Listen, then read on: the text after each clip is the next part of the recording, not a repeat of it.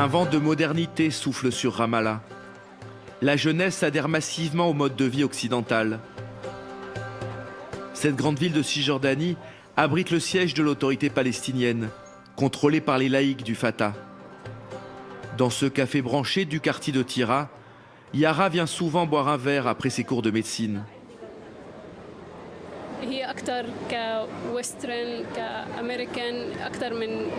Cette ville est plus occidentalisée, plus américaine par rapport à ce que l'on connaissait à Gaza. Les gens adoptent beaucoup plus facilement le style occidental dans leur vie, dans leur manière de faire, même à l'école. Les relations entre les gens ressemblent à ce que l'on voit en Occident. Par exemple, dans la vie quotidienne, les gens utilisent beaucoup plus l'anglais que l'arabe. Ramallah, c'est un endroit ouvert à beaucoup de pays, beaucoup de gens différents, beaucoup de cultures. Plus que Gaza. À Gaza, c'est beaucoup plus traditionnel.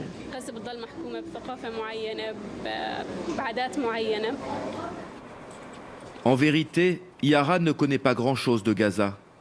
Pour elle, c'est une autre planète où elle ne va quasiment jamais.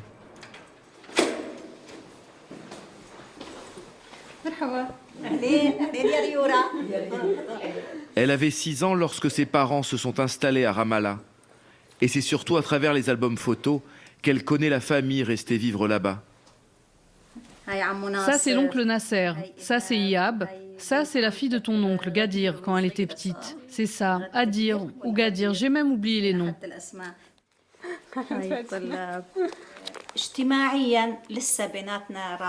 Du point de vue social, il reste des liens familiaux, des liens du sang, une patrie unique, un seul espoir, une vie. Gaza, cela reste une partie de la patrie. Dina, salut, comment ça va?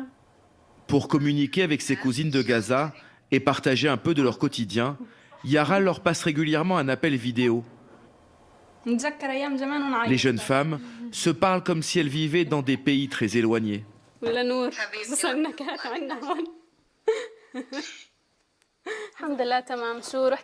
as été à l'université aujourd'hui?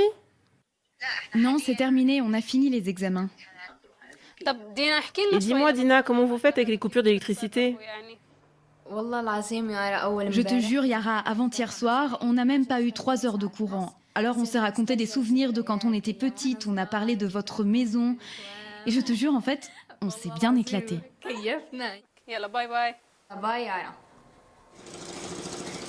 À Gaza, Dina évolue dans un monde bien différent de celui de sa cousine de Ramallah.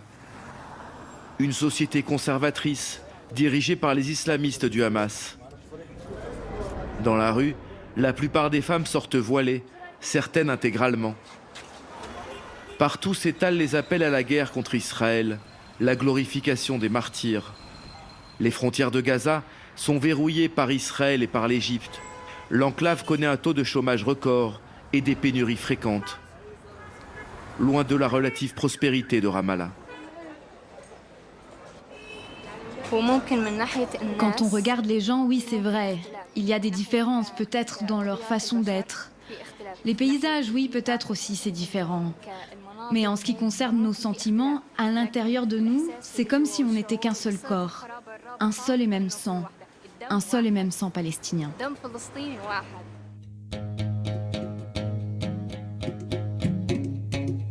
Un seul sang, mais 2 Palestines. Distants d'une 60aine de kilomètres seulement, Gaza et la Cisjordanie sont séparés par Israël, mais aussi par un mur d'hostilité. Depuis 12 ans, les frères ennemis du Hamas et du Fatah se livrent une lutte sans merci. Le schisme sépare les familles, déchire le peuple, et il pourrait s'avérer fatal pour la cause palestinienne. Les collines de Cisjordanie ont remplacé la mer Méditerranée dans l'horizon d'Allah.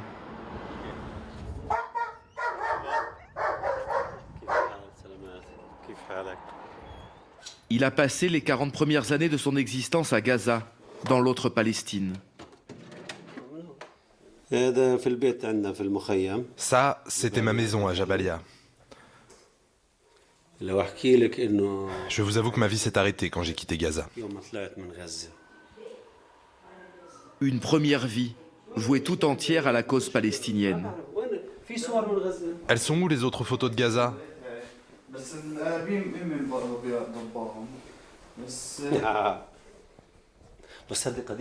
Elle est vieille cette photo. Je suis bien là? J'étais jeune, en pleine santé, fort. On combattait l'occupation, on allait en prison. On combattait pour notre libération. C'était notre rêve.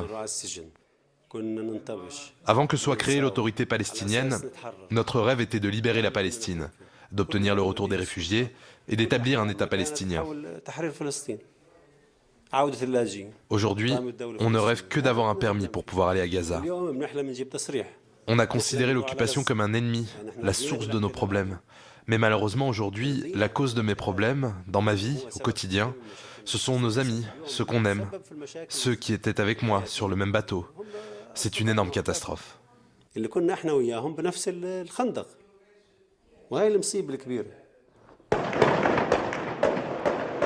La catastrophe s'abat sur Gaza en juin 2007. En conflit larvé avec l'autorité palestinienne depuis des mois, le Hamas décide de passer à l'offensive. Ces miliciens prennent le contrôle des administrations. Ils pillent les bureaux et dynamitent des immeubles. Les combats se déroulent en pleine rue et jusque dans les mosquées. Ils feront 160 morts, dont une quarantaine de civils et des centaines de blessés. Les forces de sécurité de l'autorité palestinienne tentent de résister, en vain. Ismail Haniyeh, le chef du Hamas, triomphe. Son rival du Fatah, Mahmoud Abbas, ne conserve que la Cisjordanie.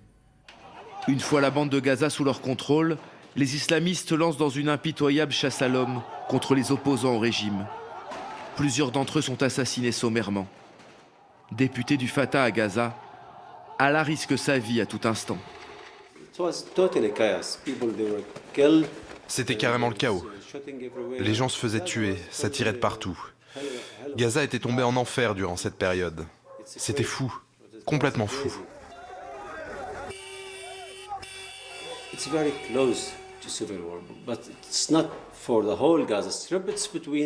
C'était presque une guerre civile, mais seulement entre les miliciens du Hamas, qui étaient plus de 10 000, et les gens du Fatah, qui étaient peut-être 2 000.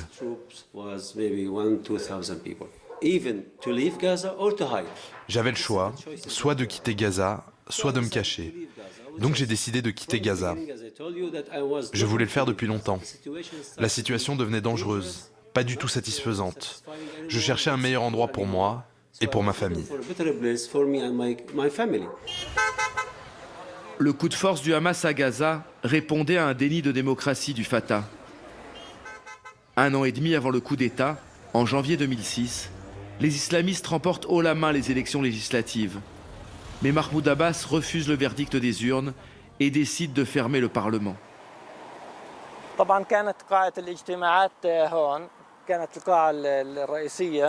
Ça, c'était la salle de réunion du Parlement, la salle principale.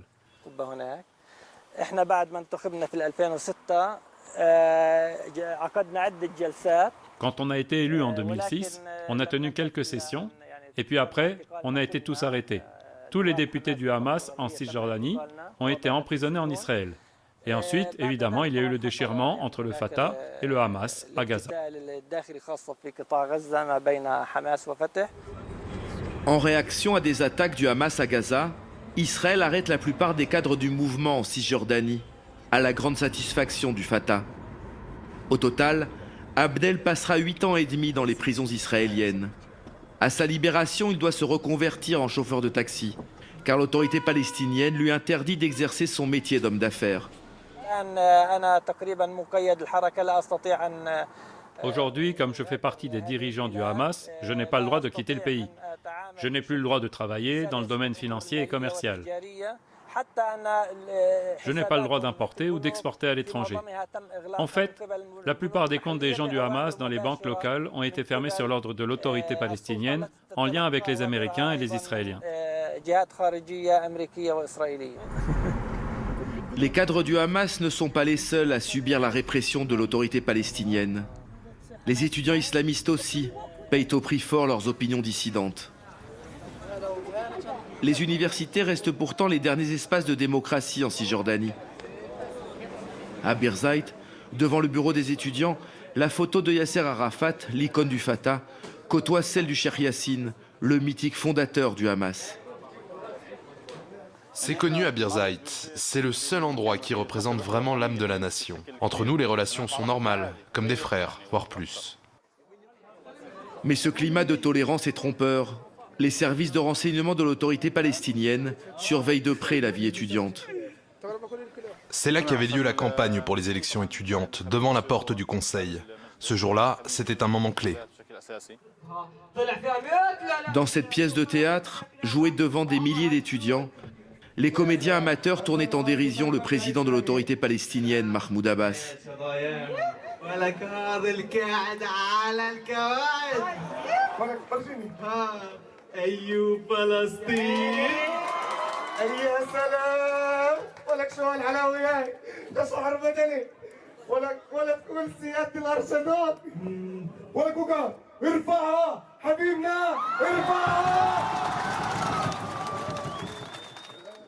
La satire n'a pas été du goût des services de sécurité. Les comédiens ont été arrêtés et torturés. Un sort qu'ont connu la plupart des étudiants islamistes du campus, comme Mohamed Hassan. Leur torture consiste à te laisser debout pendant plusieurs heures, 15 heures ou plus, debout, en plein vent. Tu as les mains attachées derrière le dos, comme ça, et tu fais face au vent. Sans parler des coups que tu reçois, sans parler des tortures, des insultes. Il est aussi arrivé qu'ils me mettent dans un coin et que plusieurs personnes me frappent. J'avais déjà été arrêté par l'occupant israélien. La manière dont les Israéliens m'ont traité est différente de celle de l'autorité palestinienne. Les Israéliens ne te frappent pas, à moins que tu sois dans un interrogatoire avec des militaires. Alors que l'autorité palestinienne, dès que tu rentres dans la salle, c'est fini pour toi.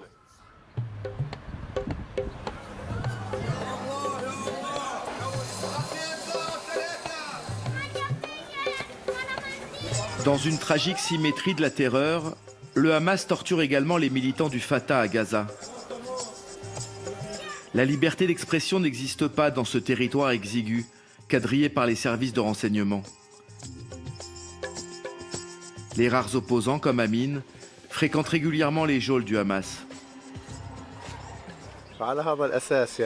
On va aller voir un ami qui vient d'être libéré. On veut être avec lui et le féliciter. La lutte contre le régime du Hamas ne se mène pas au grand jour, mais dans de discrets appartements et à travers les réseaux sociaux, où la moindre expression hostile au pouvoir en place peut conduire en prison. C'est la première fois que je suis détenu par la sécurité intérieure. Il y a 2 mois, j'ai été détenu, mais dans un autre service. En fait, on fait le tour des services pour s'assurer qu'ils fonctionnent tous bien. Ils ont commencé à m'interroger sur mes statuts Facebook où je donnais mon opinion. Je leur ai dit, nous on écoute ce que disent les dirigeants du Hamas et ils reconnaissent la liberté d'opinion. Alors pourquoi vous nous empêchez de la mettre en pratique? Ils m'ont répondu, ce que tu entends de la part des dirigeants du Hamas à l'extérieur, c'est une chose, ce qu'on te dit ici, c'est autre chose. Hassan s'en est tiré avec un simple avertissement. Une bagatelle comparée aux violences subies par Amin, un fidèle du président de l'autorité palestinienne, et surtout un nostalgique de Yasser Arafat. L'an dernier, Amin a décidé d'afficher publiquement ses convictions.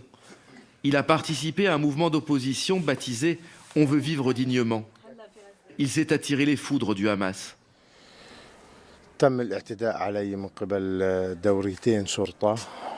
Deux officiers de police m'ont arrêté, ils m'ont frappé, ils m'ont cassé les dents et ils m'ont ouvert la lèvre là. Dans le centre de détention, on a les yeux bandés.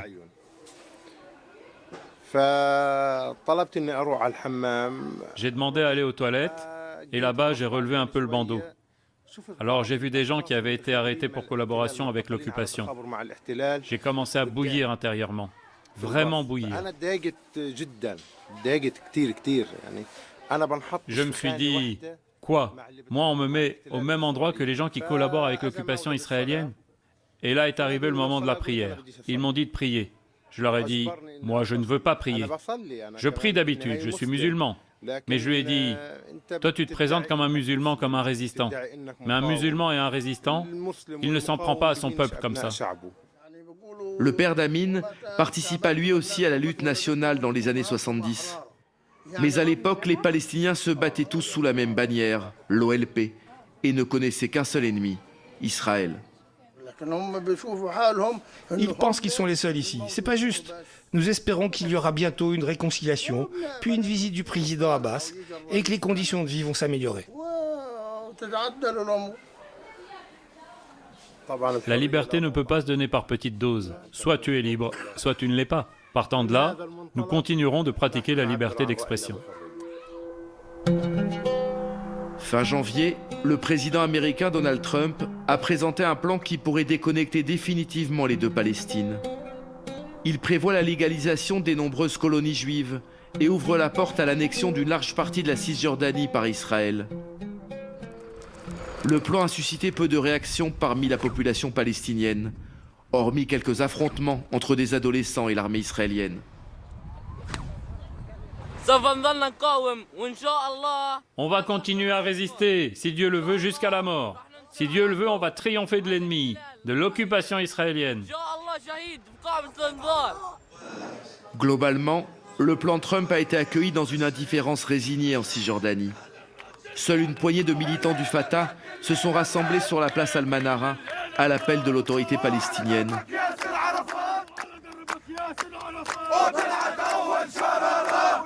Le divorce des deux Palestines a démobilisé la population. Moi, j'ai de l'espoir pour l'avenir. La première intifada est née dans la rue. Ça va recommencer et cela n'aura aucun lien avec le Fatah ou avec le Hamas.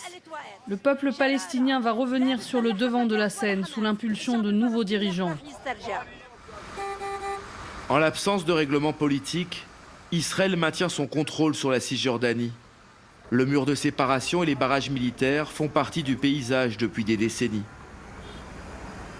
L'autorité palestinienne n'a jamais réussi à obtenir la fin de l'occupation.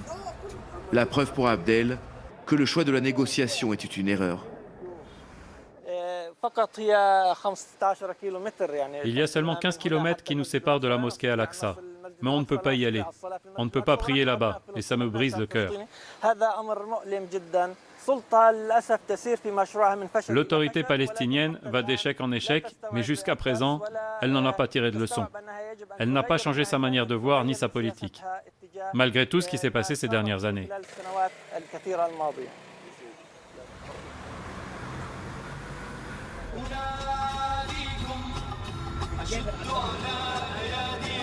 La Cisjordanie semble avoir renoncé à la guerre pour se tourner vers le développement économique. Mais à Birzeit, Mohamed Hassan rêve toujours de libérer toute la Palestine. Dans le local de son association étudiante, il conserve les portraits des auteurs d'attentats suicides. Lui, il a fait une attaque à la bombe dans un bus pour venger l'assassinat d'Ahmed El-Jabari en 2012.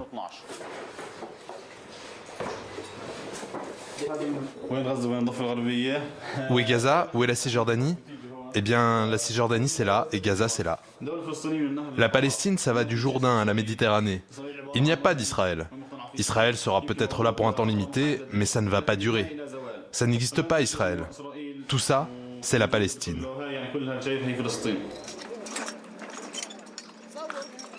Un discours toujours radical, mais le Hamas n'a plus mené d'attaque d'envergure contre Israël depuis 2014. Récemment, il a même négocié avec l'État juif la construction de cet hôpital de campagne financé par des évangéliques américains. Amin le constate avec amertume, malgré une posture guerrière, le Hamas aussi compose avec l'ennemi. Le Hamas a passé quelques accords tacites avec l'occupation. Le dernier en date, c'est pour l'hôpital américain. En fait, l'occupation, elle existe, elle est présente. De temps en temps, on est obligé de communiquer de manière directe ou indirecte, ne serait-ce que pour résoudre les problèmes quotidiens de la population.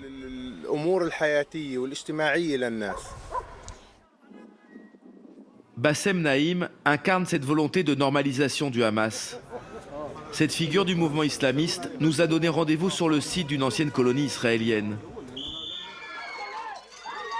Le Hamas reste auréolé du retrait israélien de la bande de Gaza en 2005. Une évacuation obtenue par la lutte armée et non par la négociation. Et ils sont partis soudainement. La principale chose qui a forcé les Israéliens à partir, c'était la résistance. Ce nouveau quartier se développe grâce à l'argent du Qatar. Chaque mois, Israël autorise le transfert de sommes considérables vers Gaza.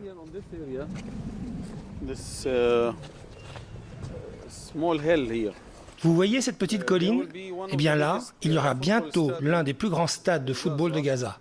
Et c'est financé par le gouvernement du Qatar. Le Hamas veut désormais prouver sa capacité à administrer un territoire, pas seulement à faire la guerre. Dans ce clip de propagande diffusé en 2017, il présente la bande de Gaza comme un endroit où il fait bon vivre, avec ses centres commerciaux et ses parcs de loisirs. Une image pour le moins décalée, alors qu'un Gazaoui sur 2 vit sous le seuil de pauvreté selon la Banque mondiale. Une stratégie de communication assumée que Bassem Naïm expose ce jour-là devant de jeunes militantes du Hamas.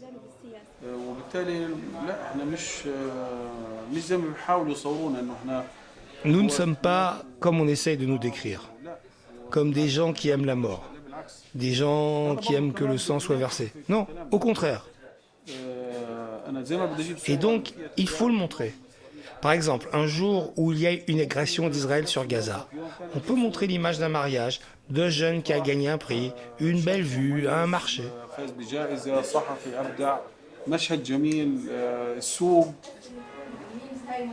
Le Hamas entretient des relations diplomatiques avec plusieurs pays musulmans et négocierait avec Israël un allègement du blocus. Beaucoup de Palestiniens en sont convaincus. Gaza s'achemine vers l'indépendance, alors que la Cisjordanie sera lentement absorbée par Israël. Gaza fait cavalier seul. D'après ce que j'entends de la part des politiciens israéliens, ils vont placer la majeure partie de la Cisjordanie sous le contrôle d'Israël, ce qui détruira complètement le rêve d'un État palestinien.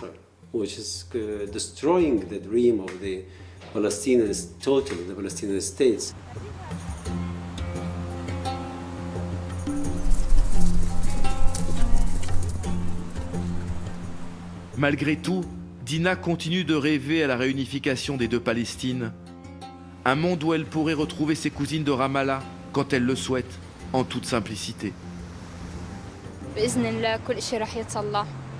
Si Dieu le permet, tout va se résoudre. On reverra les gens que l'on ne pouvait plus voir. On ira visiter les endroits qu'on a toujours rêvé de voir. Toutes les villes de Palestine, on les visitera et on pourra vivre dans n'importe quelle ville. On pourra dire ça je connais, ça je ne connais pas, ça c'est comme ci, ça c'est comme ça.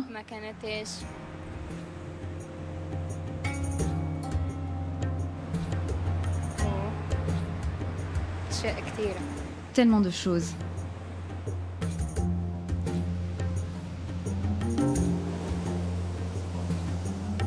Malgré d'innombrables tentatives de médiation, le Hamas et le Fatah ne parviennent pas à faire la paix. Gaza et la Cisjordanie continuent de se détacher inexorablement. Le fossé entre les 2 Palestines se creuse, engloutissant les espoirs d'une réconciliation.